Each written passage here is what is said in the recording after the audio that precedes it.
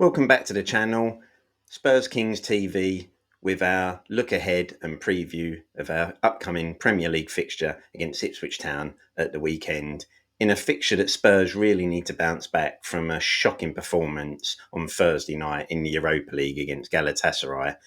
If we look at our opponents, Ipswich, they're sitting 18th currently, and they are the team that have conceded the second most amount of goals in the league, only just behind Southampton. So, in all honesty, I think this is the perfect opposition for Spurs to come up against, like I say, after that disappointing performance on Thursday.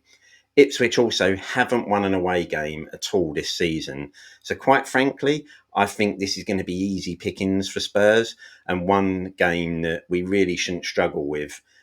And ultimately will be a good 3 points to get on the board to get us back in that sort of winning streak, especially with Man City coming up after that.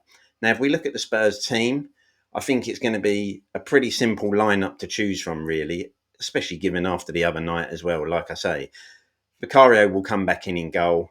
Porro will be playing at right back and Doggy at left back. Now, the only decision might be who plays at centre back. We've heard today that Romero might be back fit, and if he trains on Friday and Saturday, I can see Ange putting him back in, especially after that sort of defensive performance that we saw in Turkey, because that was just a shambles, and we probably need Romero's experience. Now, who plays alongside him is an interesting one for me, because right now, I think I prefer to see Ben Davies play alongside him rather than Dragusin. Really haven't been impressed with Dragusin since he come.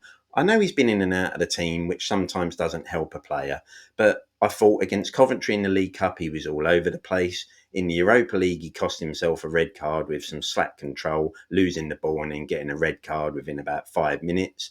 And again, last night, we saw defensive frailties from him. Yes, I think Ben Davies played him a hospital pass for the second goal, but again, slack control, getting caught on the ball, losing it, and then putting us in trouble. So, like I say, he really hasn't been that solid since he come. And yes, he had a good game against Aston Villa, but I haven't liked what I've seen so far. But Ange may want to stick with him, and I think he probably will. So I think Dragusin probably just gets the nod. Now, the midfield three, I think we go back to the three we had at Villa, which is Bentancur, Sarr, and Kulusevski.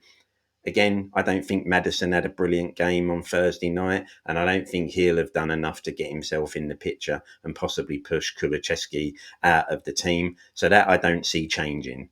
Up front, it'll be Son, Solanke, and Johnson. Solanke obviously in the goals. Confidence must be flowing. Really good finish again the other night against Galatasaray. Son, I think, might be looking to prove a point, given that he was subbed off against Aston Villa and subbed at half-time on Thursday. So I think he'll have a bit of fire in his belly looking to prove a point.